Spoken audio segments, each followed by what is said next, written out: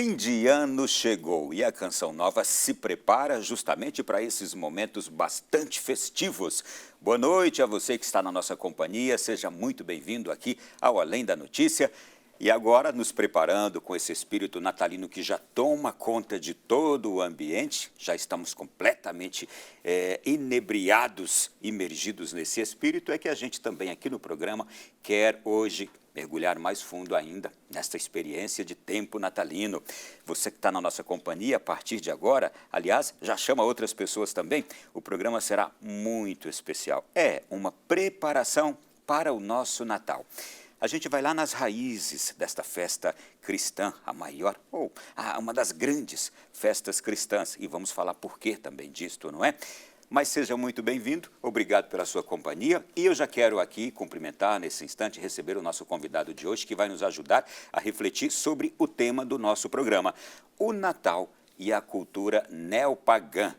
Não se assuste. É para que realmente a gente compreenda tudo que a gente está vivendo em nossos dias. Recebo com muito prazer Rafael Nogueira. Mais uma vez, boa noite, bem-vindo aqui a este programa. E agora, nesta época do ano, você é um presente para nós. Boa noite, Ronaldo. Prazer enorme voltar aqui, ainda mais com esse tema tão agradável. Ainda que façamos uma reflexão crítica sobre ele, é um dos... Para mim, é o momento favorito do ano. E eu tenho certeza que será um programa excepcional. O Rafael Nogueira, gente, é secretário nacional de Economia Criativa e Diversidade Cultural, ex-presidente da Biblioteca Nacional, professor universitário, mestre em História do Direito e mestrando em Estudos Globais. Rafael, para que a gente já comece bem nesse tema aqui, quando eu falo o Natal e a cultura neopagã, e eu falei não se assuste, é que realmente, quando se fala em neopagã, pode se levar a uma interpretação de que natureza? Ronaldo, quando a gente fala em neopaganismo, a gente está fazendo a seguinte analogia. O prefixo neo indica que é uma revitalização daquela cultura anterior ao cristianismo. E aquela cultura anterior ao cristianismo, ela cultuava a natureza, cultuava almas, gnomos, elfos, e às vezes era simplesmente deslocada de uma concepção transcendente da vida e da natureza. Então a ideia é fazer uma contraposição, na verdade, uma comparação entre o Natal realmente cristão e um Natal que, digamos assim, se assemelha mais àquilo que existia antes da vinda de Nosso Senhor Jesus Cristo, antes do seu nascimento, que de fato dá origem ao Natal, mas os finais de ano eram celebrados de outra forma. Então é como se fosse realmente uma revitalização. Não que as pessoas estejam, Ronaldo, tentando comemorar ou celebrar aqueles deuses egípcios ou, de repente, revitalizar uma comemoração celta ou germânica. Na verdade, é o fato de que parece que o culto a determinadas coisas, objetos e entidades e superstições tenha paulatinamente substituído o lado cristão, que é o centro de tudo, né, da festividade do Natal. Bom, e tudo isso para dizer que o Natal tem uma história, não é? E a gente vai falar sobre isso agora. Eu quero apenas ler já uma introdução que diz assim: no Natal nós celebramos o nascimento de Jesus Cristo, a figura mais importante do cristianismo. O dia de Natal é feriado religioso em muitos lugares do mundo, mas não em todo o mundo. Vamos falar sobre isso também. O Natal teve origem em festas pagãs que eram realizadas na Antiguidade e a partir do século IV e com a consolidação do cristianismo, a festividade foi oficializada como Natal do Senhor. E como não se sabe ao certo o dia em que Jesus nasceu, essa foi uma forma de cristianizar as festas pagãs romanas, dando-lhes uma nova simbologia. A escolha da data, o 25 de dezembro, foi determinada pelo Papa Júlio I no século IV e mais tarde, cerca de 200 anos depois, foi declarado como feriado religioso pelo imperador Justiniano, já no ano 529. E deste modo, o Natal passou a ser comemorado em grande parte do mundo, graças também à expansão do cristianismo. Rafael, tem um histórico o Natal, até os dias de hoje. E a gente quer mergulhar justamente nessa história. Como é que a gente começaria a contar a história? Você fez um bom introito aí, que de fato as coisas começam antes do cristianismo, mas foi excelente ter lembrado de como começou. Como é que o nosso Natal, o Natal cristão, aparece? Ele aparece justamente depois que Jesus veio, e a data nos evangelhos não consta. Não está definido em nenhum dos 4 evangelhos qual que é o dia exato, preciso do nascimento de nosso Senhor Jesus Cristo. Então, existe essa questão. Quando foi a data? Então, essa questão aparece e algumas respostas foram dadas. E existe uma resposta simbólica que aparece aí já no século III e depois no IV vai se afirmar, como você bem disse. A resposta simbólica é aquela que corresponde o nascimento de Jesus Cristo, ou seja, o Filho de Deus, com o retorno do Sol, né? Então, um solstício ali, no caso do hemisfério norte, né, que isso aparece mais no contexto primeiro romano, e depois isso se espalha, era uma relação de o retorno do Sol, porque depois do inverno viriam então primavera, verão, e ao mesmo tempo a vinda, né, da luz de nosso Senhor Jesus Cristo. Essa é uma das versões que existem para a escolha do 25 de dezembro, porque de fato parece ter sido uma escolha, não se sabe mesmo quando foi. E a partir de então que essa data é fixada também em relação às cerimônias pagãs, porque você disse que para eu ir ao começo, dá para voltar mais. Então você tinha, por exemplo, no próprio contexto romano, né, Cristo aparece, claro, como um judeu, mas a gente sabe que o contexto político de domínio da época era o Império Romano. Ali naquele contexto existia uma celebração do Sol Invicto. E essa celebração do Sol Invicto era justamente ali no final de dezembro, em geral 25 de dezembro. Então você já tinha uma celebração romana acontecendo frequentemente nesse 25 de dezembro. Em outras culturas também havia. Você tinha algumas festas germânicas, os germânicos não foram totalmente conquistados pelos romanos, alguns povos germânicos ficaram intocados pela civilização romana e só posteriormente eles que invadem. Né? Então eles também tinham uma espécie de celebração, inclusive com culto à árvore, coisas assim. Antes a gente pode se recordar também da questão dos egípcios, né? Porque tinha o deus Ra, por exemplo, que era representado frequentemente por um falcão e acima da cabeça do falcão tinha um sol.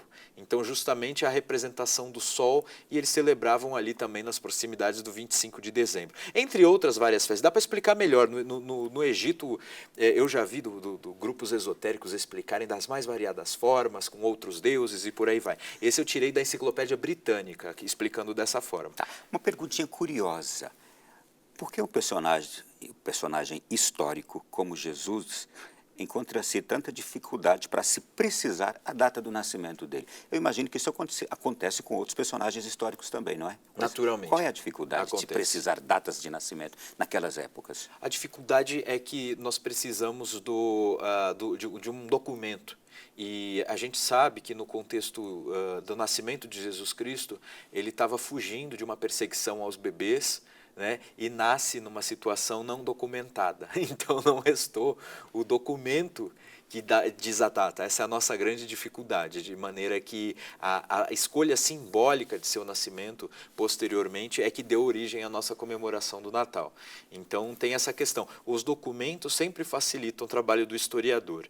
Né? E quando existem nascimentos fora de contextos civilizados no sentido de documentação, a gente não tem como precisar as datas, né?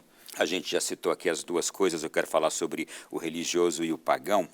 Desde o Império Romano, o Natal tem sido uma luta entre elementos religiosos e pagãos, entre a festa e a liturgia que se prolonga até os dias de hoje, até os nossos shopping centers, até as nossas mesas de casa, quando a gente faz aquelas refeições todas. Como é que a gente pode explicar também essa luta permanente já desde seu nascimento, o religioso e o pagão? Quando, a partir principalmente do século IV, o Natal começa a se impor como uma festa do nascimento de Jesus Cristo, é claro que existia um certo, não diria conflito, mas para existir a coexistência, houve uma situação de questionamento. Por quê? Porque os santos padres, que eram os primeiros padres pregadores que descendiam aí do ponto de vista evangélico, né, dos apóstolos, eles tinham por missão, os primeiros bispos e padres, levar o cristianismo substituindo a cultura pagã. Então havia um certo espírito de apontar os defeitos da cultura pagã e substituir-lhe pela cultura cristã. Isso deu origem a belíssimos sermões documentados. Tem uma edição linda da Paulus, que são dezenas e dezenas de livros, né? Mas a gente sabe que esse esforço evangelizador de primeiro momento foi um esforço de combate ao paganismo. Então eles chegavam não num combate violento, mas um combate intelectual e espiritual. Então havia necessidade de trazer a visão cristã. Então também era muito hábil aquele que conseguia aproveitar um costume bárbaro, digamos, um costume pagão, para, aos poucos, introduzir elementos cristãos nesses costumes. Então o Natal foi uma oportunidade de, ao mesmo tempo, aproveitar uma festa que já existia para introduzindo o elemento cristão do nascimento miraculoso de Jesus Cristo, e daí, a partir daí, ter a oportunidade de contar a história do nascimento dele, tanto da gravidez de Maria, a pureza de Maria, ao mesmo tempo o nascimento em meio a dificuldades, ali naquela circunstância toda, né, especial que a gente representa nos presépios, quando se trata de uma casa cristã, e por aí vai. Então isso era uma grande oportunidade.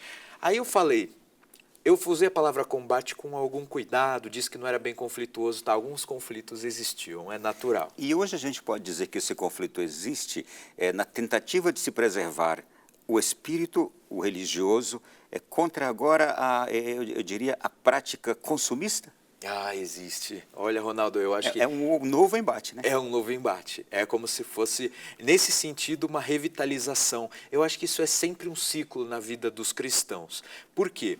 Porque existem algumas tentações que aparecem no Natal e que são muito bem aproveitadas. Eu acho que eu dei o exemplo da luta contra os pagãos no sentido de uma luta intelectual e espiritual do primeiro momento do cristianismo. A gente pode dar exemplo aqui no Brasil dos primeiros grupos religiosos que vinham para cá, das primeiras ordens e ao mesmo tempo dos padres mesmo, dos padres de paróquia, dos padres diocesanos, daqueles que vinham para cá com jesuítas, né? Os jesuítas, por exemplo, a ordem da Companhia de Jesus, eles vinham para cá com o seguinte objetivo: eles estudavam os hábitos daqueles que aqui estavam e introduziam elementos, não destituindo de todo os hábitos que aqui existiam. Então, essa é uma habilidade cristã que eu acho que poderia ser mantida e reaproveitada, mas ao mesmo tempo existe hoje um movimento, e ele é muito forte, ele é agressivo, de substituição do cristianismo, como se fosse um movimento inverso. Então, a gente não fala mais Feliz Natal, fala Boas Festas. Né? Em inglês, não é mais Merry Christmas, é Happy Holidays. Né? Então, a gente começa a fazer substituições sutis. Você só tem árvore e Papai Noel. Já se tira o presépio, a estrela, a gente vai retirando os elementos cristãos. Aí a gente tem já um embate. A gente teria, para que isso esteja acontecendo hoje, teria sofrido uma influência americana, o cinema americano, porque o Natal americano a gente pode olhá-lo como sofisticado, romantizado, de luzes, de brilho, de festa, de luxo. Seria uma influência americana nesses últimos tempos?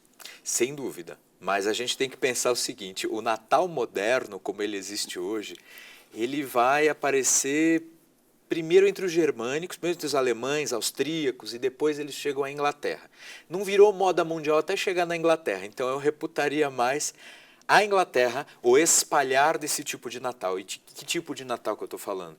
Árvore de Natal, muita troca de presentes, um efusivo movimento de consumismo, os comes e bebes e coisas assim. Por quê? Porque o príncipe que se casou então com a princesa Vitória, que se tornaria a rainha Vitória, né, que cria o período vitoriano, ele era germânico e trouxe esses costumes e ela adotou, até pela beleza deles e tudo.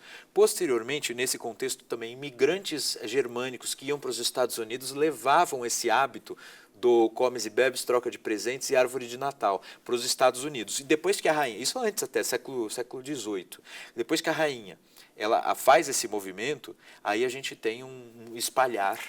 E no século XIX isso se fortalece. Deixa eu aproveitar, já que você já entrou também nessa questão, para a gente falar sobre o comprar e o dar presentes. Existe um novo ramo do marketing chamado neuromarketing, que estuda a essência do comportamento do consumidor. E essa ciência explica algumas formas de como o Natal afeta o cérebro das pessoas. Como, por exemplo, dar presentes, ligação com a família, com amigos, indulgências, bondades sem limite, como se entregar também, indulgência e também hábitos, como, por exemplo, se entregar para a comida, para a bebida favorita, e ainda tudo isso levando-nos a uma afetação total do nosso cérebro, causando também uma atmosfera favorável a uma certa extravagância, não é? Aí eu pergunto agora, esse comprar e esse presentear nesta época agora de Natal, pode ser entendido como um hábito salutar ou o quê? É uma boa pergunta. Eu não vou dar uma resposta total e taxativa. Eu diria que ele pode ter um lado positivo, porque a gente pode lembrar dos reis magos, né, que traziam ali em suas mãos presentes para Jesus Cristo. Aí a gente teria que pensar que os presentes teriam que ser, digamos assim, muito bem pensados, escolhidos, uma demonstração de afeto, de carinho e lembrando do evento que estamos celebrando. Nesse sentido eu vejo como positivo. Num mau sentido, que seria o consumismo, quando a gente põe o ismo, aí já é uma questão de exagero, de excesso e de algo que foge inclusive ao sentido da data, né? Porque pode ajudar, eu acho, a caridade, a bondade, podem ajudar a gente a celebrar o nascimento de Jesus Cristo, que também representou a bondade, o amor e a caridade. E nós temos isso em nossos dias, que bom, né? Sim. Esses hábitos também de fazer isso nessa época. Exato. Então, nesse sentido, eu acho positivo. Mas, de fato, as pessoas, às vezes, também se encrencam. A gente tem também, junto com esse fato, com esse momento, o 13º, não é verdade? Então, aí chega o 13º, dá aquela sensação de posso tudo, e aí acaba se excedendo, descontrole. se descompensando. Nesse sentido, seria aí uma tentação demoníaca. E eu volto aqui novamente também, inclusive o descontrole no comer e no beber, mas a gente olha para o comer e para o beber de forma abundante também, e é uma coisa que a gente vê, mesas fartas, famílias reunidas, é também um aspecto positivo de todo esse momento, né? Todavia, com o cuidado devido. Exatamente, eu vejo que com um equilíbrio e lembrando do significado da data, isso é muito positivo. Eu tenho recordações belíssimas de passar natais com minha avó, com meus tios, meus primos, minha avó portuguesa, com meu bacalhau que ela fazia também. Então essas coisas todas são muito lindos. Por isso que marcou tão fortemente no meu coração assim, o Natal como o momento mais bonito do ano. Mas ao mesmo tempo é isso que você falou. Eu costumo encerrar este debate pequeno sobre isso que a gente está falando, porque ele é bom. Eu costumo encerrar quando a gente fala rapidamente sobre essas questões todas, do consumo, do comer, do beber, da extravagância, disso, daquilo, dizendo assim, ok, a gente pode fazer essas coisas, mas não esqueça o aniversariante. Encerra o debate. Exato, não é? Exato, que não se esqueça o aniversariante, mas era interessante, porque quando a gente tem naqueles... toda a família costuma ter um centro, né? No caso eram as minhas avós, das duas famílias, da minha materna e a minha paterna. E quando essas figuras lembravam do aniversariante, né, faziam questão de ligar a missa do galo e deixá-la passando, ao mesmo tempo falar sobre isso, lembrar, por exemplo, um cuidado com o presépio e explicar para as crianças o significado de cada elemento do presépio. Eu acho que essa é uma maneira muito positiva de celebrar o Natal. As orações diante do presépio, aqueles momentos de oração também, depois que a gente chega da missa ou antes de ir para a missa na refeição, há lugares em que se faz a ceia antes, outros depois da missa, dependendo do horário da missa. Né? Exato. E tem outra coisa muito marcante para mim também, agora se me permite contar só um fato pessoal. Eu fiquei afastado da igreja por um tempo e quando eu voltei eu tinha 15 anos de confissão para fazer. Eu fiz a confissão e comunguei pela primeira vez depois de 15 anos longe da igreja num Natal, num dia de Natal. Então, para mim, foi muito especial. Numa noite de Natal ali, eu consegui voltar a comungar. Então, assim, foi muito, muito especial para mim. É uma das marcas que eu tenho na minha biografia do Natal. No programa de hoje, a gente vai e volta lá no tempo antigo e a gente fica aqui também nesse tempo presente para mergulharmos justamente em toda essa festa. A brincadeira do amigo oculto, no Brasil, é muito comum. A prática entre amigos, colegas de trabalho, da escola, família, e acredita-se que essa brincadeira venha dos tempos ou dos povos nórdicos. porém é também uma brincadeira de costumes e tradições de povos pagãos, ou seja, também é uma prática antiga.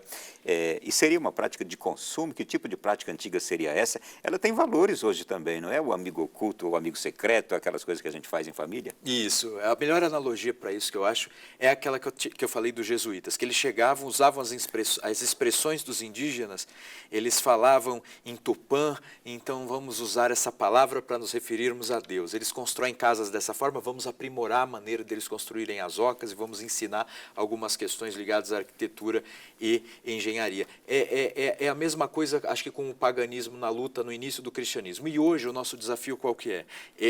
Eu entendo, Ronaldo, que nós podemos aproveitar uma troca de presentes, um amigo oculto, para também celebrar isso. A bondade, o amor, um gesto de amor, lembrando do cristianismo e que com base no cristianismo nós estamos fazendo isso. De fato, quando se torna uma festa simplesmente pelo presente, porque existe um pouco dessa ansiedade. O cérebro da criança, já que você falou em neuromarketing, o cérebro da criança é especialmente plástico. E se nós ligamos na criança o evento do nascimento de Cristo com esses eventos de troca de presentes e de celebração em família e de comida boa e farta, eu confesso que eu não ligava muito para a comida, não. Eu ligava para todo mundo junto, para a questão religiosa e, ao mesmo tempo, para os presentes. Eu não era muito ligado em comida, mas hoje dá para ver que eu sou, mas mas tem crianças que sim, que tudo isso cria no dia o especial dele. E aí você aponta, tudo isso acontece por causa do nascimento de Jesus Cristo. Acho que é uma oportunidade de ressignificar. Mas eu te compreendo perfeitamente. As minhas melhores memórias da infância são do tempo do Natal, porque a família toda vinha de longe, as pessoas chegavam, a gente se encontrava, as brincadeiras e os presentes. Eu também não ligava para a comida. Mas quando a gente deixa de ser criança, aí a comida passa a ser mais importante. É verdade, a comida vai ganhando, né, o seu valor. Mas até isso, para os adultos, a comida também pode ser um pretexto para o contexto maior do cristianismo. Todos vão se reunir à mesa, e a mesa para os latinos tem esse aspecto de sacralidade, o lugar de falar as coisas sérias, um lugar de respeito e um ambiente de se recordar os mortos e, ao mesmo tempo, os santos e Deus mesmo. Então, tinha uma tradição aqui no Brasil de velar os corpos à mesa. A minha avó mesmo dizia, quando a gente ficava nervoso, falava uma palavra feia à mesa, ela dizia, na mesa não, porque a mesa era sagrado, era um ambiente sagrado. Né? Então, isso se perdeu completamente. Né? E eu acho que revitalizar isso também seria importante e torna o Natal ainda mais bonito. Já que você falou de criança, eu vou puxar mais uma questão antecedendo já aqui. Existe com frequência um apelo moral à criança nessa época do Natal. Por exemplo, e a gente viveu isso em família. Eu vivi. Criança bem comportada ganha presente. E isso se assemelha também à obediência a Deus. Ou seja, o Papai Noel é colocado como semelhante a Deus nesse sentido, não é? Com isso, a figura do Papai Noel é substituída pela essência da mensagem natalina, que é o nascimento de Jesus, sua chegada no mundo, e essa cultura inserida na sociedade tem também consequências reais. Há uma mistura que ela parece às vezes positiva, às vezes negativas, não é? O Papai Noel, o menino Deus que chega, o Papai Noel que foi inspirado em São Nicolau, mas que parece que ele toma o lugar do santo e depois do menino Deus também nessa época do Natal. E é importante que a gente saiba como olhar para tudo isso, né, nesse tempo agora. Sim, sim, porque começa mesmo com São Nicolau, que fazia questão de distribuir doces e presentes, principalmente para as crianças pobres, mas é uma figura que existiu, é uma figura histórica. Século IV, estou vendo aqui. Isso, do século IV, mas ele não vestia vermelho, naturalmente ele não tinha renas voadoras, né? Então, nem elfos trabalhando para montar presentes, na verdade brinquedos durante o ano todo para depois entregar às crianças. Isso aí não chegou tão fortemente ao Brasil, pelo menos na minha infância, não detalhavam tanto assim, tanto que os brinquedos eram claramente de loja, né? Por um tempo, o montar dos brinquedos, os brinquedos eram feitos, né, anteriormente, antes de a gente ter todo esse comércio industrial, os brinquedos eram feitos por pessoas especializadas, por artesãos. Então a ideia de que um Papai Noel estaria, que é Papai Natal, no fundo, né, que é o Noel é uma das traduções, ele estaria montando esses brinquedos durante o ano e depois no 25 de dezembro ele entregaria com essas renas voadoras e entraria pela chaminé. É uma coisa que nem faz sentido na nossa tradição, né, Ronaldo? Não. Chaminé. Quantas pessoas no Brasil devem ter chaminé? Pouquíssimas. Lá do sul. Em pouquíssimas regiões, né? Também é. Do sul, sudeste, no máximo, uma ou outra que tem uma chaminé para embelezar a casa, mas raramente deve se usar. Então, assim, tem aspectos muito contraditórios. A própria roupa do Papai Noel dá um calor só de olhar, né? A gente olha para ele. Até brincaram certa vez do Papai Noel de sunga e coisas assim. Como é que isso acontece na história?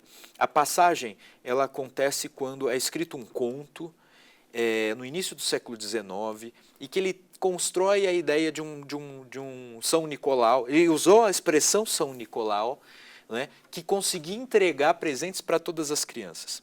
A partir desse conto, um ilustrador desenha essa figura com a roupa vermelha, um cinto bem grande, uma bota preta e um capuz.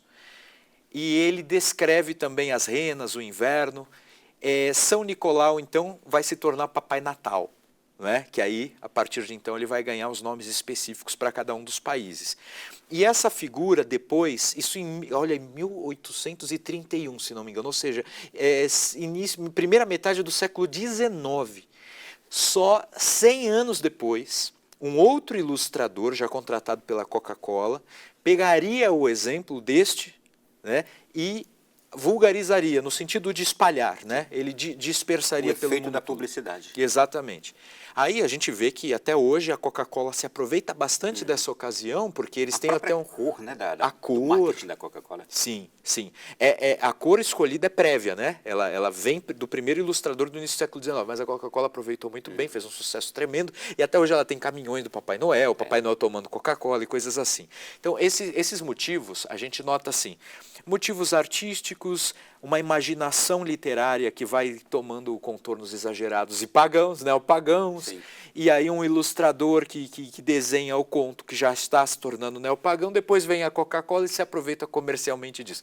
Essa é basicamente a história do aparecimento do Papai Noel. Mas daí a gente coloca para todos os pais e mães a questão. Será que vale a pena lidar dessa forma? Se você ficar bonzinho, você vai escrever a carta para o Papai Noel e enviar. Não estou dizendo que não. Tá? Eu não estou aqui para dizer o que as pessoas devem ou não devem fazer, mas vale a pena se perguntar em que medida isso realmente fortalece a celebração do natalício de Jesus Cristo ou encobre, porque é aquilo, o cérebro realmente está tão sensível que as bombas, né, hormonais e de energia que as crianças recebem com os presentes, com a questão do Papai Noel, tudo substituem. Em alguma medida isso é perigoso. Ao mesmo tempo em que fazê-la crer em coisas impossíveis, né, fazê-la de repente crer no Papai Noel pode não ser tão interessante, mas eu só estou colocando como questão, Ronaldo. Eu não... tudo que você agora nos fez refletir me remete também a um clipe musical feito nos Estados Unidos, com uma música que na tradução literal diz assim, onde está a fila para ver Jesus? Porque aí a cantora, que é uma evangélica, ela diz que está todo mundo no shopping, o shopping está lotado, é dia de Natal, está todo mundo naquela fila para ver o Papai Noel. Mas onde está a fila para ver Jesus? E aquilo comove, aquilo mexe com ela, não é? É o embate dos tempos de agora. A gente está sempre alertando para isso, sobre o Natal, o sentido do Natal e o verdadeiro espírito de onde vem. É o embate atual. Não é? Neopaganismo. Perfeitamente, perfeitamente. Por que não usarmos o exemplo de São Nicolau para nos preocuparmos em sempre, todo Natal, fazermos campanhas para que as crianças pobres de fato recebam brinquedos, alimentação adequada e coisas assim? É uma boa. Muita gente faz isso, a bem da verdade, muitos grupos católicos, muita gente faz isso. Verdade. Mas é algo que poderia ser mais popularizado. Olha, primeiro bloco do nosso programa já se foi, nós vamos seguindo aqui, daqui a pouquinho eu volto novamente com o Rafael Nogueira para a gente continuar falando sobre esse tema, tem tanta coisa para que a gente possa ainda elucidar aqui nesta cultura do Natal neopagão, o Natal original, o Natal neopagão. A gente volta daqui a pouquinho na sequência do programa.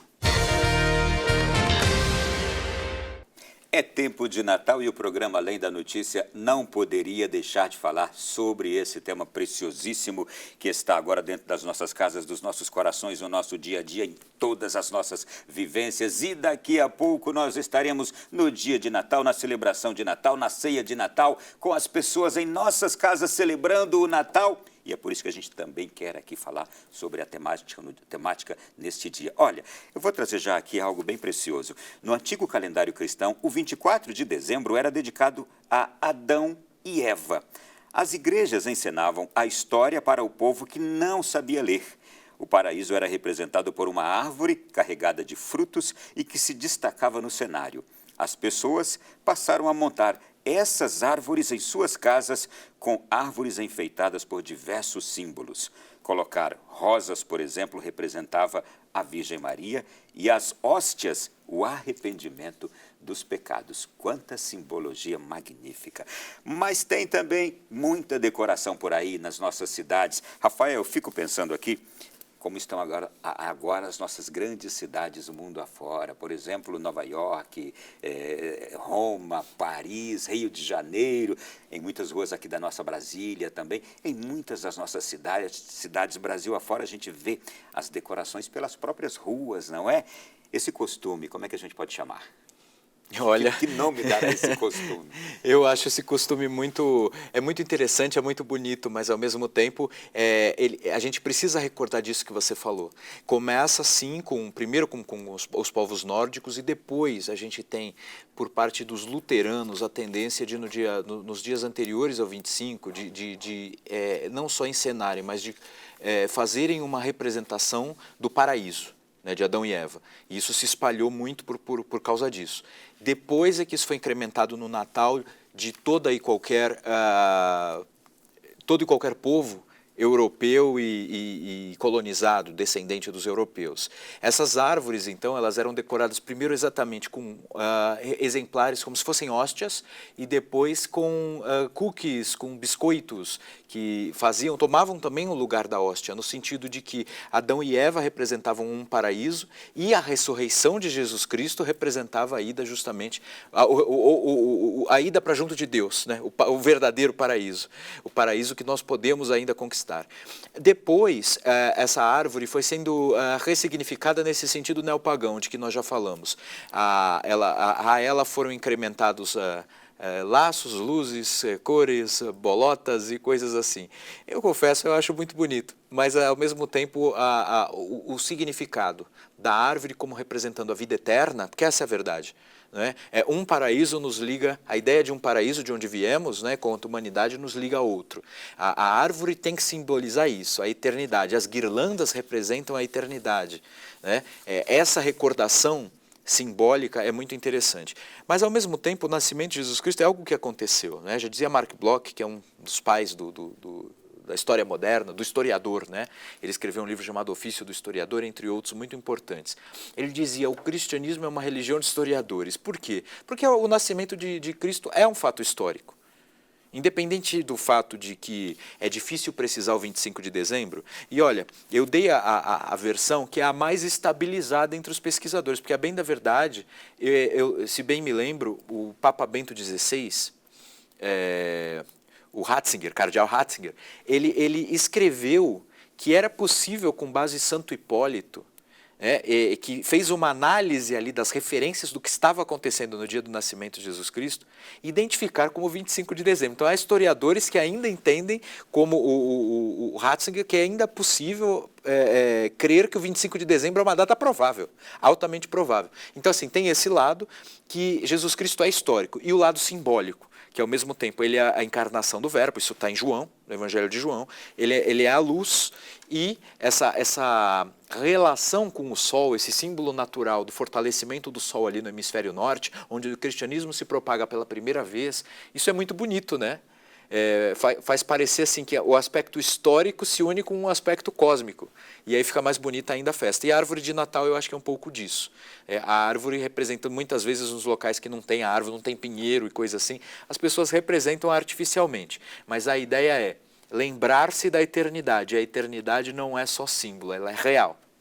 Muito bem. Olha, gente, E aqui, olha, tem registro aqui. O primeiro registro sobre a montagem de uma árvore de Natal vem no modelo que a gente tem agora, né? Vem da Letônia, no ano 1510. E aí depois diz também que existem diversas versões para o surgimento da árvore, mas a maioria delas aponta para a Alemanha. E diz aqui, a versão mais aceita é que o padre fundador do protestantismo, Martinho Lutero, montou um pinheiro enfeitado com velas em sua casa no século XVI.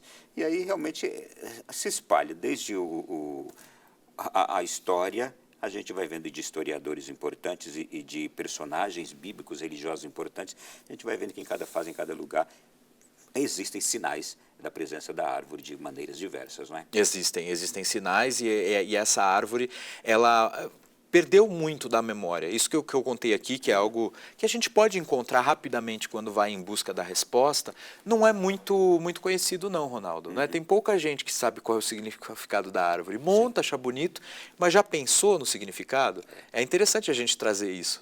Né? Vamos aqui seguindo? Quando eu penso na força avassaladora do Natal, uma coisa que me chama a atenção é o seguinte: pessoas de outras crenças, além de pessoas agnósticas, de ateus, celebram o Natal ao seu modo. O que eu quero dizer com isso? Alguns aproveitam o momento para se reunir com os familiares e manter a tradição da troca de presentes. Outros dispensam as tradições religiosas, as decorações, os jingles próprios dessa época, mas celebram ao seu modo. E eu pediria agora aqui para o Rafael. Rafael, o que você pode nos dar de exemplos de comemorações diversas, ou de celebrações, ou de vivências mundo afora do Natal, que fogem ao nosso modelo cristão, mas que é realmente um reflexo dessa força avassaladora desse tempo, né? Sim, existem muitas comemorações de Natal. Eu vou pedir licença para ler uma frase do Chesterton, né, que é um escritor inglês católico romano. Ele diz assim: o Natal é feito de um belo e intencional paradoxo, que o nascimento do desabrigado deve ser comemorado em todos os lares.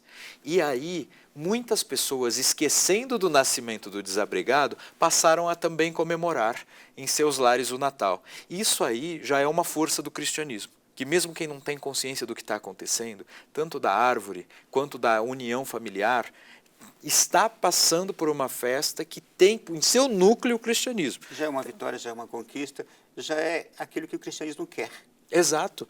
Fortalece as famílias, fortalece os elos, os afetos, e mesmo os atos de troca de presentes são atos de bem. Então isso é muito interessante. A gente sabe que, por exemplo, na China não tem comemoração de Natal. A celebração de Natal pelos puritanos, isso é uma história interessante, que nos Estados Unidos, Massachusetts, por exemplo, foi um estado fundado por puritanos, que eram aqueles descendentes, do ponto de vista religioso, dos sucedâneos, depois do luteranismo, nós tivemos lá na Suíça um outro movimento também protestante e que vai se transformar no puritanismo ali nos Estados Unidos. Eles entendiam que era muito pagã a festa e que enchia de elementos idólatras, então chegou a ter lei contra o Natal, que só podia ter o culto e nada mais. Então há também alguns excessos nesse sentido, né? Não celebrem o Natal porque o Natal já virou uma festa neopagã. Então assim, isso aconteceu, depois acabou que foi vencido e arrefeceu. Você mencionou a China aqui, que lá o Natal foi banido, inclusive eles vivem, vão para a aula normal, vão para o trabalho normal, vivem como um dia A China qualquer faz outro. questão de preservar como um dia de trabalho. O Natal, um dia de trabalho, não se fala nisso, que ninguém acenda uma luz diferente.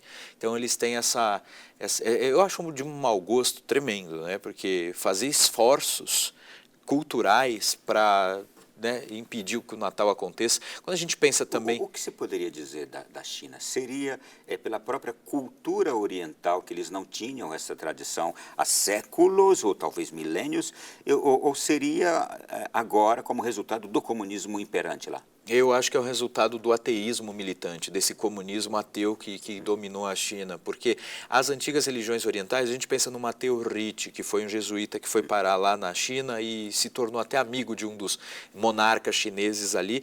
Ele estudou a cultura oriental, achou que tinha vários pontos de contato, conseguiu cristianizar grande parte das pessoas ali. houve um respeito mútuo, tanto dos chineses para com ele, quanto dele para com os chineses. Claro que ele entendia que a única via de salvação era o catolicismo, mas ele viu também que havia elementos respeitáveis em sua cultura. O problema foi quando o ateísmo militante na verdade, não é uma maneira normal de você... Bom, você não crê, tudo bem, nós convivemos. Normal. Agora, você não crê e quer fazer mal àqueles que creem, quer impedir que as pessoas celebrem aquilo que é muito importante, tão importante que é sagrado para eles, aí você já tem um tal do ateísmo militante. Eu acho que isso existe na China. Há outras religiões também que têm pontos de contato sutis ou também, para o cristianismo não prevalecer, não triunfar, tentam despersonalizar, descaracterizar o Natal. A gente sabe que os muçulmanos deixam o Natal passar mais ou menos batido, mas com os judeus as semelhanças. Mas as semelhanças são mais nas velas, né? Porque o Jesus Cristo não é uma figura central do judaísmo. Né? É um profeta e às vezes considerado até superestimado pelos cristãos. Né? Então os judeus não comemoram o nascimento de Cristo, mas comemoram o Natal. Mas não como Natal. Natal é uma palavra que vem de natalício, né? O nascimento. Uhum. Eles comemoram o 25 de dezembro já com outros contornos. Né? Os nossos irmãos ortodoxos, eles celebram no 7 de janeiro, no não 7 de janeiro. Calendário, tem uma diferença de calendário. Exato, há uma diferença de calendário, eles celebram no 7 de janeiro e isso já é uma tradição que vem desde muito tempo atrás. Desde o cisma ocorrido entre as duas igrejas. Desde o cisma, exatamente. E os ortodoxos até hoje mantêm essa data. Muito bem, a gente seguindo aqui ainda.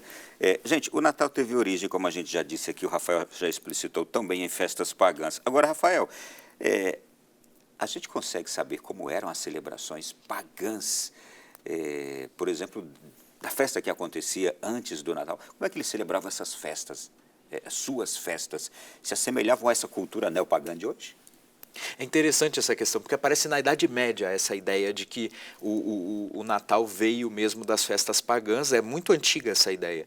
É questionada por alguns historiadores, como eu falei, que entendem que o 25 de dezembro é o nascimento histórico de Jesus Cristo, mas esse paganismo a gente consegue saber pelos estudos, os estudos, por exemplo, dos historiadores que começaram a decifrar a cultura egípcia, são muito recentes. A gente sabe que só Napoleão Bonaparte, que chegou lá, no Egito como um francês, ou seja, com uma cultura próxima à nossa, que chega lá e com Champollion consegue começar a decifrar. Então a egiptologia é uma ciência ao mesmo tempo antropológica, sociológica e histórica muito nova.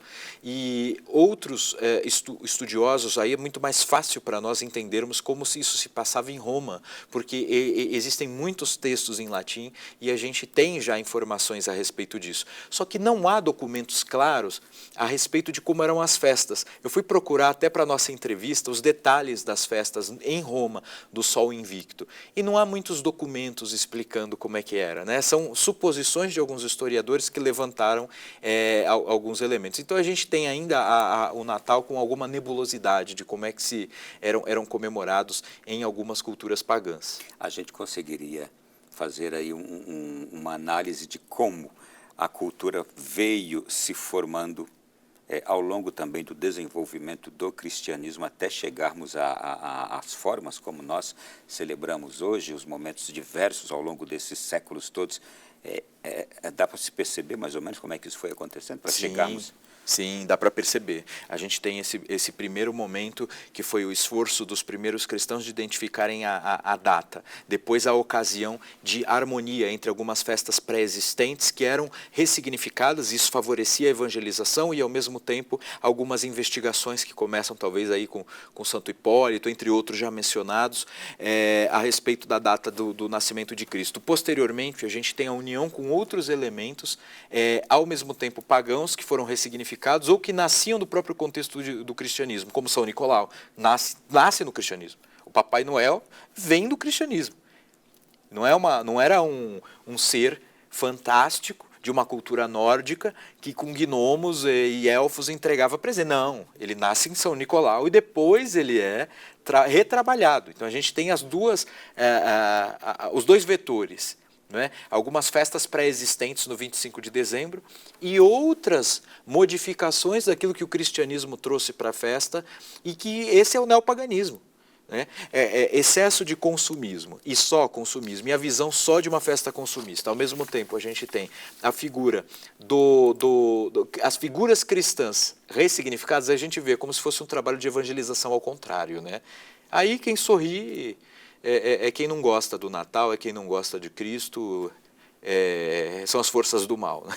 Nesse sentido. Vamos falar aqui da Missa do Galo, que ela faz parte desse contexto todo.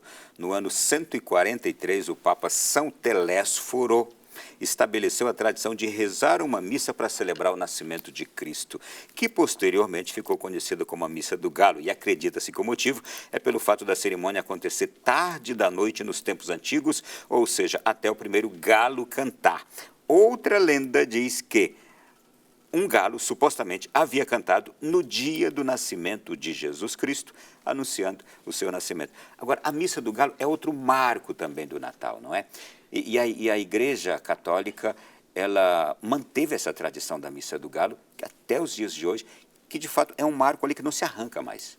É um marco que não se arranca, e o galo é um símbolo também. Algumas igrejas têm o galo logo acima delas, algumas igrejas, principalmente do século XVII, elas têm o galo, que representam isso justamente. É uma representação do Natal, de que no nascimento de Cristo e ao mesmo tempo em outras ocasiões, você tem a presença ali do galo, e ao mesmo tempo essa questão de que a missa, ela, quando passa a ser celebrada a missa de Natal, ela era uma missa justamente para a virada do dia.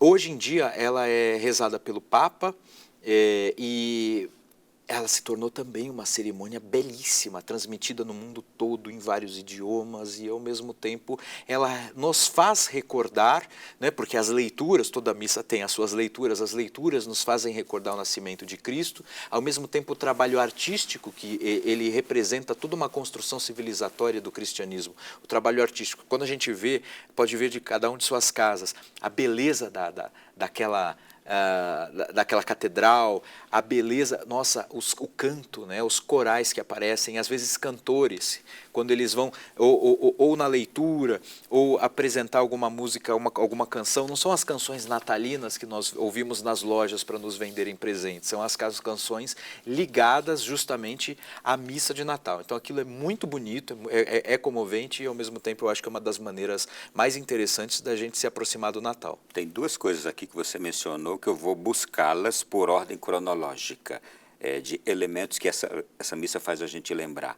O presépio, que é sempre colocado na tela da televisão com destaque em vários momentos dessa missa, mas é o mesmo presépio que está em nossas casas agora nesses dias já montado, e também a música. E aí eu me lembro do Noite Feliz. Eu quero trazer os dois elementos aqui. Por exemplo, o presépio, invenção de São Francisco de Assis, no ano 1223, na cidade de Greccio, na Itália, ilustrando ali para os camponeses, mais uma vez, a igreja procurando ilustrar para as pessoas simples aquilo que elas não entenderiam normalmente, porque não eram letradas, não é? E aí temos hoje em nossas casas, graças a São Francisco, e essa intuição, a beleza dos presépios que falam por si. É uma beleza, porque o presépio, ao mesmo tempo em que ele representa, repito, um fato histórico, ele também, com a sutileza de São Francisco de Assis, de mostrar os animais ali no entorno, ele representa também a conversão, no sentido de que aquela centelha de Cristo, na verdade, quando nós nos convertemos, a graça, a abertura à graça, a Cristo, ela é como se fosse algo muito pequeno, frágil, um bebê, e no meio de elementos bestiais, né? No meio de muitos animais. Isso é algo que acontece internamente. Nós só temos uma figura de pureza na Maria, uma figura de força e justiça em São José, e ao mesmo tempo nós temos ali uma figura, o bebê que é colocado, né? Até na missa ele é colocado ali no momento para representar o nascimento, uma figura frágil, mas ao mesmo tempo é a esperança, é o amor, é a luz, é o Verbo encarnado. O Verbo encarnado é digamos, o grande que consta ali no São João, no Evangelho de São João. A cultura atual, vamos chamá-la de neopagã, ela busca apagar muitos sinais da história. E não sei com qual propósito. Se você quiser, pode até falar sobre isso. Mas há sinais que dificilmente serão apagados. Por exemplo, uma figura, sinais como, por exemplo, a beleza da musicalidade religiosa, música sacra, as artes religiosas como um presépio, por exemplo. Estamos vivendo um embate cultural em nossos tempos, mas o quão será uma luta inglória para essa cultura neopagã tentar apagar essas marcas? Eu acho que vai ser inglória. Vai ser mesmo. E o Natal é uma demonstração disso. Muita gente se rende, até ateus, pessoas que valorizam mais o consumismo ou as comidas, como nós estamos falando, mas às vezes ligam à missa, às vezes ouvem, vão à missa só no Natal, não é? Porque é um momento de frequentação muito grande das missas. E é uma oportunidade. Eu não falei que eu mesmo tive um momento muito especial no Natal de retorno à igreja. Eu acho que nesse sentido, e as artes sacras, aquelas artes que foram desenvolvidas. Bom, os grandes artistas, a igreja teve a sensibilidade de entender o seguinte. Eu me lembro quando São Tomás de Aquino falava que a vaidade é a vanglória, né? É a glória que você busca só para si. Um artista que tem um talento, os talentos é a parábola dos talentos, ele tem um tesouro. Quando ele tem um tesouro e ele só quer usar para si, isso só é egoísmo, é exibicionismo. Quando ele usa para Deus, né, para a maior glória de Deus, ele já está também fortalecendo em si não a vanglória, mas a glória que é justa, a glória real. Né? Então, assim, as artes, assim como a igreja produziu, os melhores artistas que apareciam, a igreja chamava. Por quê? Porque devia ser a melhor música, a melhor arquitetura, a melhor pintura, a melhor construção poética, deveriam ser usados para louvar Deus. Então, assim, naturalmente a gente tem na arte sacra grandes, enormes, imensos exemplares dos talentos humanos. A música natalina, mesmo que não seja religiosa, ela é uma herança, ela traz no seu DNA a arte sacra? Porque você percebeu que a música do tempo do Natal, ela mexe com a sensibilidade? Mexe. Independente de ser religiosa ou não? Ela tem algo de terno, né? Aquela alegria pura, mas inocente, não é a alegria que traz para nós nem irascibilidade e nem sensualidade, é uma alegria pura, familiar e ao mesmo tempo nos traz a vontade justamente de comemorar o fim de um ano, o início de outro em família e com aspectos religiosos. Parece que ela também tem essa vitória, né? De sensibilizar alguns corações para Deus. Eu acho que as artes, elas realmente ganham muito com isso, porque é aquilo, na medida em que o artista se transcende para tentar representar Deus, é Michelangelo, né? Quando tenta ali, ele se esforça para representar Deus. Dizem que ele falava palavrões, era muito nervoso, tinha aspectos de seu comportamento que pareciam de um ateu. Mas olha tudo que ele fez, né? E sabemos que ele se converteu, Leonardo da Vinci mesmo, esses grandes do Renascimento, eles usaram seus talentos para a maior glória de Deus. Hoje em dia eu vejo que se usa muito mais ou para o valor da utilidade ou para o valor do egoísmo. Né? Olha como eu sou bom, em vez de... Às vezes o artista tem isso, eu não sei se você já conviveu com artistas, os artistas são muito ciumentos, às vezes eles brigam entre eles, né? Maestros, pintores, um gosta de falar mal do outro para poder prevalecer, cineastas, etc. Mas a bem da verdade, se usar essa força de querer fazer o melhor dele, na arte dele, para Deus, eu acho que isso só fortalece a arte e fortalece também esse espírito de conversão. O Natal, eu acho que é dos maiores exemplos da arte sendo trabalhada. Sem sair desse tema ainda, cultura neopagã. Por que hoje este embate contra a beleza? Me lembro, inclusive, de uma produção da Brasil Paralelo, que você conhece tão bem, O Fim da Beleza. Eu assisti, é de uma exuberância, é uma coisa que quem assiste se transforma também e abre o horizonte da gente. Mas há hoje um ataque à beleza. E a gente está falando aqui que esse período do Natal é tão transformador por causa da sua beleza, a sua beleza nas artes de todas as formas. E a beleza transforma, e a beleza encanta, e a beleza é Deus. Não, mas por que esse ataque à beleza em nossos tempos? Porque realmente o belo nos dá uma ponte para o transcendente. Ele é inexplicável, ele está além das palavras, ele nos comove. E o transcendente tem um inimigo, né? Exatamente. Ele quando nos leva ao transcendente, nós começamos a questionar se isso aqui é tudo mesmo.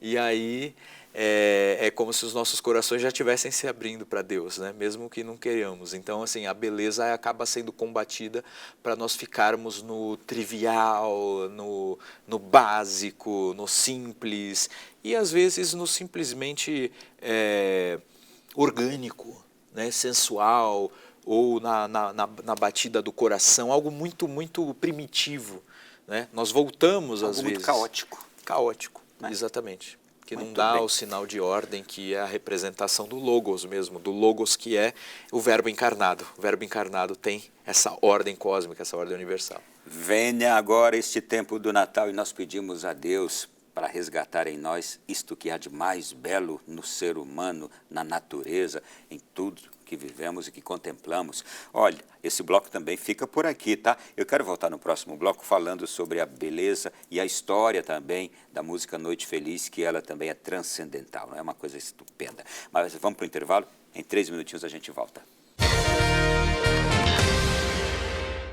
Há poucos dias do Natal, o nosso programa já está nos colocando lá naquele mistério da manjedoura. Nós estamos aqui no programa falando sobre o Natal e a cultura neopagã e, ao mesmo tempo, já estamos aqui abrindo nossos olhos para tudo que ameaça a beleza desse tempo, que deve inundar o ano todo, deve extrapolar por todo o ano aquilo que a gente vive agora neste tempo de Natal. Mas vamos lá. Eu quero aqui fazer menção à canção Noite Feliz. Que beleza de canção, criada na Áustria em 1818.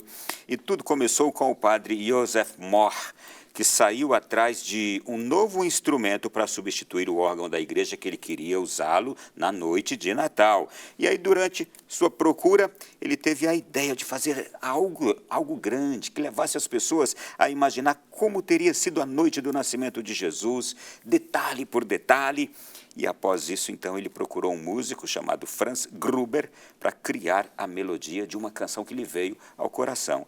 E a versão brasileira do Noite Feliz, foi criado Noite Feliz, claro, a versão brasileira do Noite Feliz foi composta no século XIX pelo frei também austríaco Pedro Sinzig, que se naturalizou brasileiro em 1898. E como tem força o Noite Feliz, quando a gente o canta logo depois da Missa do Galo, aí não tem como a gente ali não se derramar, não é, Rafael? E que beleza de história, né? O padre procurou de última hora o organista para que ele compusesse a música. Você assistiu o filme? E eu não vi. É um filme belíssimo e mostra ele realmente ali nas últimas horas daquele dia, é desesperado e vai e pede ao músico para compor a melodia. Ele tinha escrito a letra e ele sai desesperado atrás do músico. O músico põe dificuldades 1000 porque o órgão estava estragado. É uma coisa impressionante. Impressionante, e é bonito a gente lembrar que o nosso elo com a Áustria mesmo, que interessante que aqui no Brasil a transformação da música em uma música brasileira cantada em português foi feita por um frei austríaco, né? Nós sempre tivemos a Áustria aí nos nossos corações. Está na nossa bandeira o losango amarelo da Áustria e estava aí com a Leopoldina. Mas a Noite Feliz é uma música encantadora que as pessoas, mesmo aqueles que não são cristãos, gostam, conhecem, sabem de cor. Eu acho que é incontroversa a beleza da música. Muito bem. Olha, gente, o nosso programa está cheio aqui de questões das mais diversas. E como é que a gente pode entender cultura e religião caminhando juntas? Porque as duas são riquezas, não é? E ocorre que muitas vezes a cultura vai contra a religião. Como é que a gente explica quando há esse confronto? É um uso inadequado, indevido? Seria como uma heresia, que é uma interpretação errônea das coisas? A tradição, a religião, ela representa uma tradição. Principalmente a religião católica, porque a religião católica, ela antecede a própria Bíblia, né? É tradição transmitida de uma geração a outra. Então a religião representa a tradição e justamente o contato direto com o transcendente, não é simplesmente uma abertura ou uma descoberta. Por que é o contato? Jesus Cristo histórico nasceu, viveu, ensinou, morreu e ressuscitou. Isso, fatos históricos. E ele, para essas pessoas para quem ele ensinou, eles se transformaram os continuadores, os apóstolos, que continuaram revivendo aquela noite importantíssima que foi a da ceia, da Santa Ceia. A partir dessa reviviscência, que foi continuada, que é o chamado do rito, nós cremos justamente no milagre ali, de que nós revivemos aquilo e de que Deus se faz presente, né? Se faz presente pela hóstia. Tudo isso mostra que o cristianismo, ele quer preservar uma relação com o eterno, uma relação com Deus, uma relação com Jesus Cristo, figura histórica, mas ao mesmo tempo a cultura, ela já é, digamos, um componente, digamos assim, de uma interioridade dos coletivos, e os coletivos, assim, eu não estou usando com a expressão moderna, eu estou me referindo a grandes grupos humanos, e podem ser comunidades pequenas, podem ser países, nações continentais como o Brasil. Quando tem unidade linguística e intercomunicação, eles, digamos assim, grupos de um lado preenchem vacuidades do outro, compartilham, se interconectam. Isso acontece no mundo global como hoje, isso acontece quase que no mundo inteiro quando hoje nós temos familiaridade, troca, transações comerciais. Tudo isso para dizer o seguinte: a cultura, ela é muito móvel, a cultura, ela é muito dinâmica, ela tem esses aprendizados mútuos e digamos assim, os exemplares, digamos, de uma cultura são os intelectuais, são os escritores, são os jornalistas, são os professores, são os artistas. E eles são criativos. E muitas vezes eles perdem de vista aquilo que eu falei no outro bloco. De eu sou um criador, quero criar para a maior glória de Deus. Ainda que eu não fique mencionando Deus. Não é toda construção que é igreja. Não é verdade? Não é toda música que tem que ficar mencionando elementos religiosos, né? Mas é preciso, eu entendo que para ter a unidade entre cultura e religião, ainda que a criação, a produção cultural não seja de boca cheia religiosa, ela tem que ter, digamos, um ponto de partida interior e também um objetivo transcendente. Esse eu acho que é o elo. A gente tem uma quebra quando a dinâmica da cultura, de novas produções, a procura do novo, a procura do original, se esquece da tradição. Ou também, Ronaldo, o que acontece é quando os representantes da tradição se fecham demais para a cultura. Não tem alguns cristãos que de fato acham que tudo é ruim, tudo é do demônio, tudo não serve para nada, só aquilo que está na paróquia dele? Isso também é um mau movimento, eu acho. Tem que ter uma interconexão. Né? E porque quando a gente vai a uma pizzaria, Ronaldo, a gente não pergunta se o pizzaiolo comungou. A gente quer saber se a pizza é boa. Quando a gente tem um prédio, a gente quer saber se ele não vai cair, não é verdade? Então não importa tanto se o engenheiro fez isso ou não. Mas esse reconhecimento dos católicos, dos cristãos, daquilo que tem de bom na ciência e na cultura, ele precisa, eu entendo que ele ganha quando é introduzido o elemento da busca do transcendente e ao mesmo tempo da luta contra a própria vaidade. Gente, tem mais questões aqui. E olha, essa aqui que eu quero fazer agora, Rafael, ela é preciosa também. Por que para nós é imperativo, é importante preservar a tradição do Natal? Por que para a humanidade preservar a tradição do Natal se torna imperativo? Essa eu vou responder com o Augusto Frederico Schmidt. Ele escreveu um texto chamado Do Canto do Mistério do Natal. Ele escreveu assim: Natal, Natal, sem o qual o mundo é escuro e não tem sentido, sem o qual a vida é a própria morte, sem o qual não há esperança nem alegria. Amém. Eu também citaria Gustavo Corsão. Gustavo Corsão tem um texto escrito em 1969 chamado Desfiguração do Natal. Fica de dica de leitura aí para os nossos amigos, para a nossa audiência. Ele dizia: antigamente era anedota dizer que um jornalista brasileiro era capaz de escrever o artigo de Natal contra Jesus Cristo. Era uma historinha da carochinha. Agora, 1969, tornou-se realidade e até já posso dizer que se tornou sistema. Então, um certo combate ao Natal também já aparecia. O Natal é importante porque esse evento que ele tem algo de milagroso, porque o nascimento de Jesus Cristo tem algo de milagroso, ele foi milagroso.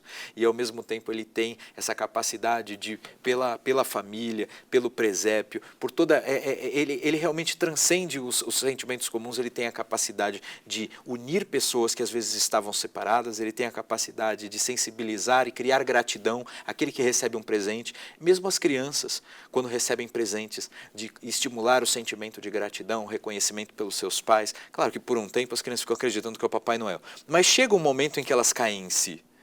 né? E aí elas percebem, meus pais sempre se esforçaram, ainda que não tivessem tanto dinheiro, para me dar alguma coisa no Natal. Então vem também o sentimento de gratidão, e todos esses sentimentos são relacionados com o amor cristão. Então eu acho isso de uma beleza extraordinária. Tem vários outros escritores brasileiros que falaram do Natal. Eu já falei de Gustavo Corsão e eu recomendaria ainda outros textos dele, e que tem um texto em Lições do Abismo. Ele é meio grande, eu não vou ler aqui, mas recomendo para quem quiser ler um pouco mais sobre o Natal. E Josué Montelo, não é, que foi o meu antecessor, ele chegou a dirigir em 1947 a Biblioteca Nacional, que tive a oportunidade de presidir por 2 anos e meio. Ele dizia que o Natal é o reencontro da infância. Para senti-lo em plenitude, faça indispensável que ressurja a menina ou menino que coexiste conosco. Olha que bonito, né?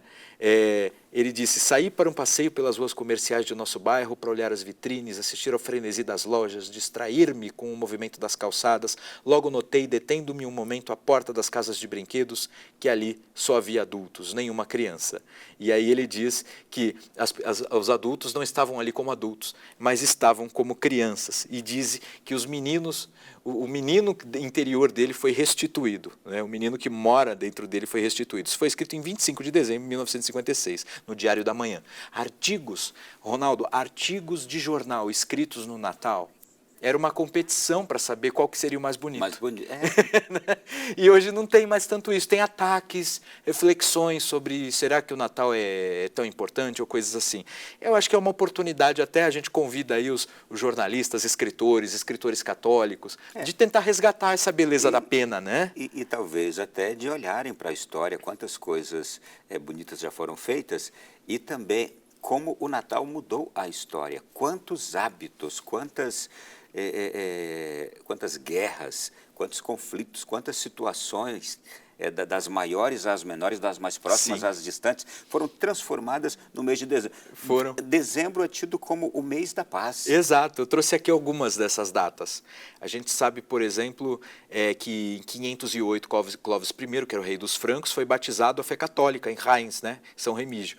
Em 597, Agostinho de Cantuária e seus companheiros batizaram mais de 10 mil anglo-saxões em Kent. A gente sabe que no ano 800, Carlos Magno foi coroado imperador pelo Papa Leão III, e assim inicia o Sacro Império Romano. No ano 1000, é fundado o Reino da Hungria, como um reino cristão por Estevão I. Depois, no ano 1100, Balduíno de Bolonha é coroado primeiro rei de Jerusalém na Basílica da Natividade. Vamos pular para o século XX, senão vai ficar muita coisa aqui. Em 1914, uma série de tréguas não oficiais ocorrem na frente ocidental para celebrar o Natal no contexto da Primeira Guerra Mundial.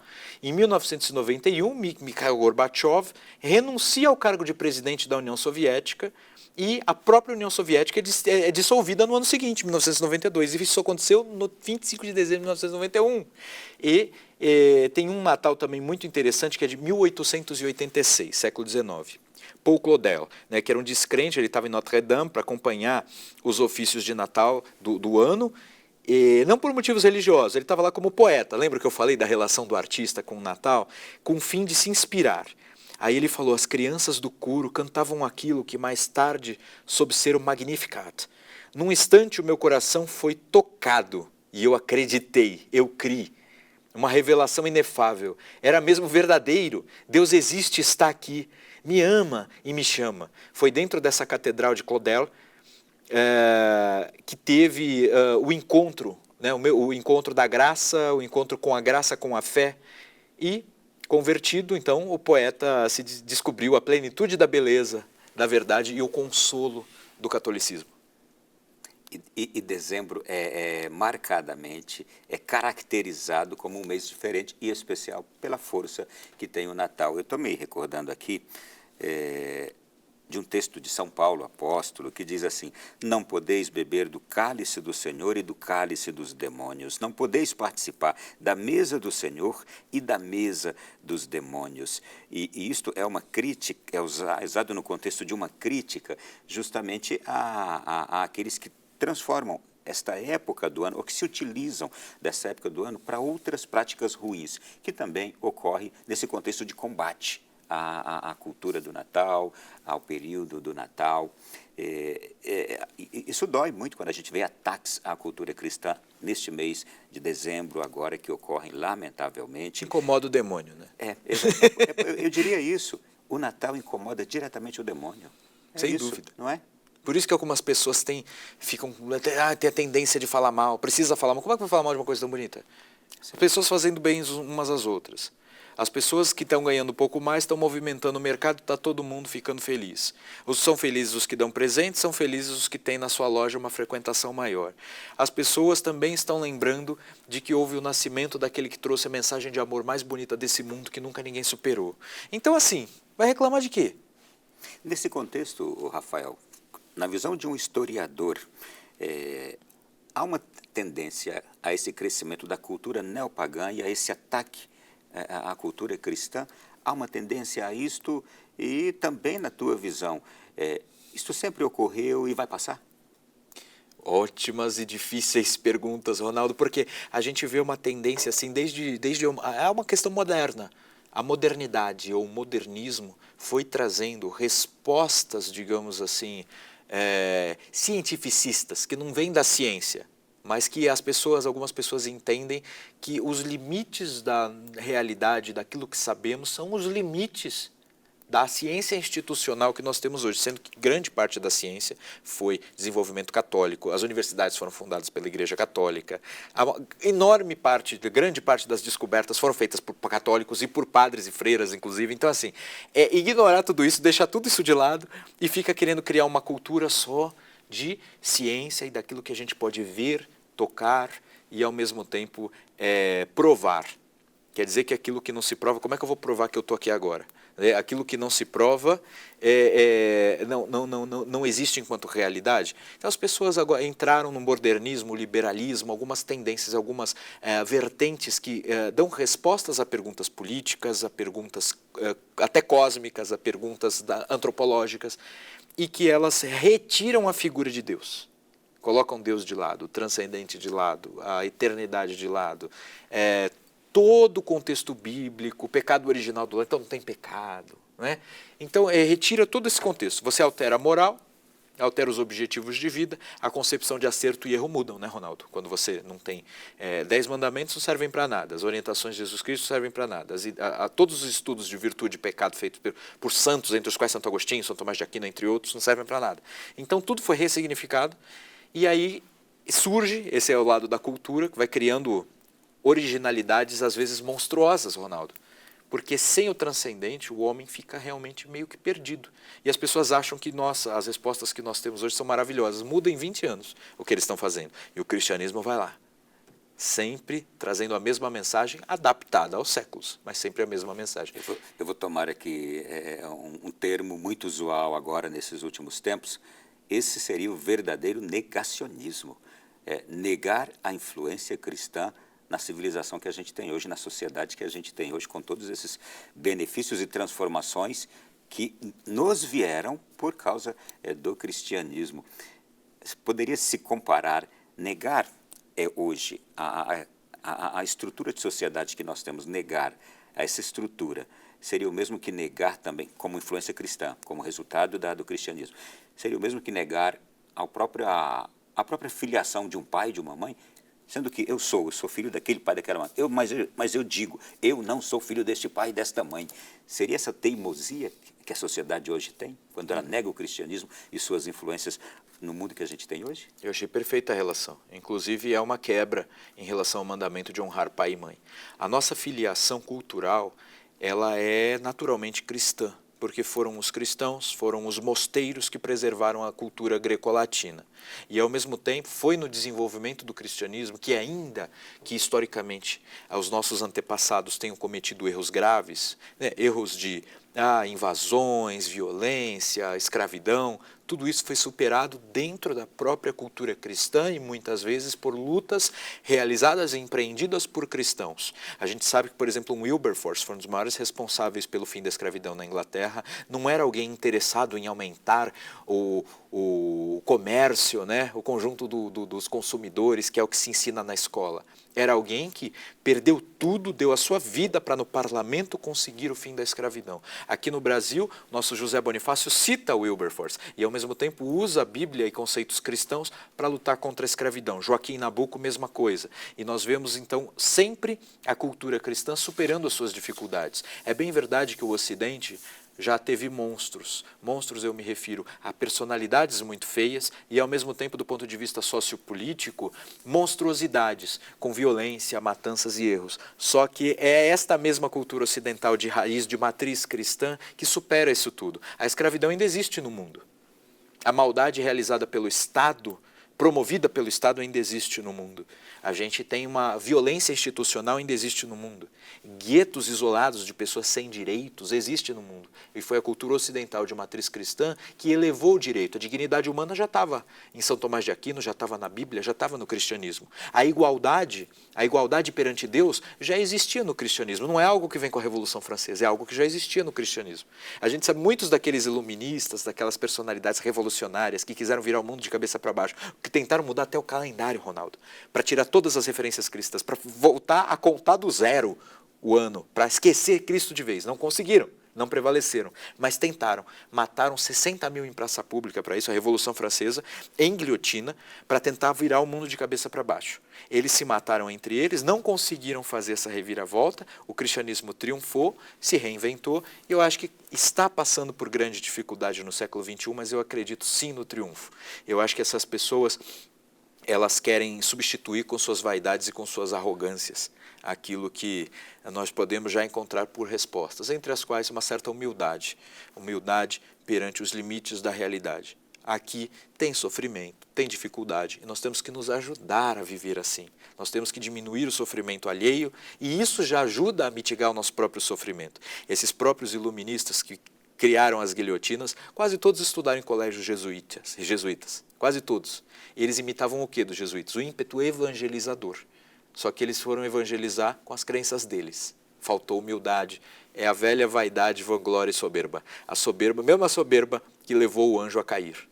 Olha, eu diria o seguinte, há um ódio permanente contra aquele personagem pequenininho que está ali. E como última pergunta que eu vou agora fazer aqui para o Rafael nessa reta final de programa é: quem é aquele personagem, hein, Rafael? O que você me diria dele?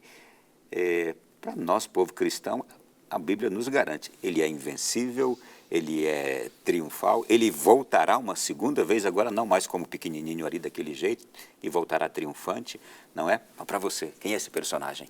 Essa pergunta é dificílima de novo, o Ronaldo hoje. Por que dificílima? Difícil é colocar em palavras. Ele mesmo perguntou isso para Pedro, né? Não é? Exatamente. Pedro teve dificuldade. Ele é o verbo encarnado, ele é a verdade viva enquanto ser humano, né? É o Deus que entra na história para perdoar os nossos pecados e fazer com que nós consigamos entrar no caminho da salvação. Então, assim, o nascimento de Jesus, o que é o verbo, o que é a encarnação? O mistério da encarnação é o mistério de que Deus se fez homem. O que é o verbo? O verbo é aquilo que a gente pega lá no Gênesis e diz que é como se fosse a ordem cósmica mesmo, a lógica do universo, né? E ele se fez homem. É um mistério. E é um mistério tão bonito porque mostra a imensa generosidade. Ronaldo, se eu uma vez numa missa, eu estava rezando e senti que eu tive quase como uma experiência mística, pequenininha, porque eu sou pequeno, mas assim, no sentido de que, como é bom aqui eu rezando, que missa bonita, como eu gostei, eu me sentia perto dele. Aí eu pensei, nossa, imagina quem tem essa proximidade de Deus o tempo inteiro, mas quer voltar para ensinar, para ajudar, para viver em comunidades com dificuldade, né?